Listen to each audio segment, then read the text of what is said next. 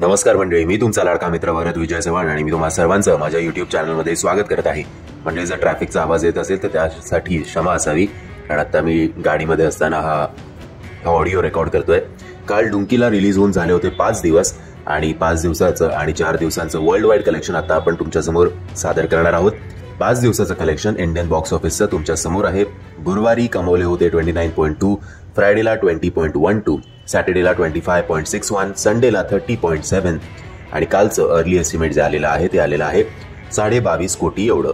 So overall Indian box ऑफिसवर या सिनेमाने कमवलेले आहेत 128.13 करोड्स.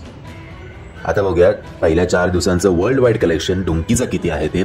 200 कोटींच्या क्लबमध्ये आपल्याला डुंकी गेलेला दिसतोय, कारण पहिल्या 4 दिवसांचं इंडियाचं ग्रॉस कलेक्शन होतं 127 करोड, तर नेट कलेक्शन होतं 105.63 करोड.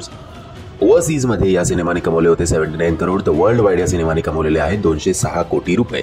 आता बघूया सलारचं पहिल्या 4 दिवसांचं कलेक्शन किती होतं. काल सलारच्या फ्रायडेला सलारने कमवले होते 90 करोड, सॅटर्डेला 56.35, संडेला 62.05. संडेला जर तुम्ही बघू शकता तर तेलुगूमध्ये 35 करोड, मल्याळममध्ये 1.55 करोड, तमिळमध्ये 3.2, कन्नडमध्ये 1.2. तर हिंदीमध्ये एक मोठी जंप आत्तापर्यंतच्या कलेक्शनमध्ये हिंदी बेल्टमध्ये सुद्धा डायनोसरनी झेप घेतलेली दिसली, कारण हिंदी बेल्टमध्ये कमवले आहेत 21.1 करोड. काल मंडेचं जे अर्ली एस्टिमेट आलेलं आहे ते आलेलं आहे 42.50 करोड इतकं. So over total Indian box ऑफिसवर सलार या सिनेमाची झालेली आहे 251.60 करोड.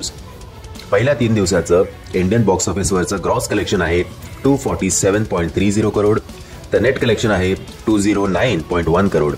ओव्हरसीजमध्ये या सिनेमाने कमवलेले आहेत 77.70 करोड, तर वर्ल्ड वाईड या सिनेमाने कमवलेले आहेत 325 कोटी रुपये. सो भाई, हे स्टँडम आहे प्रभासचं. म्हणजे मी आशा करतो तुम्हाला हा व्हिडिओ इन्फॉर्मेटिव्ह वाटला असेल. जर तुम्हाला हा व्हिडिओ आवडला असेल तर प्लीज या व्हिडिओला लाईक, शेअर आणि चॅनलला सबस्क्राईब करायला विसरू नका. जय हिंद, जय महाराष्ट्र.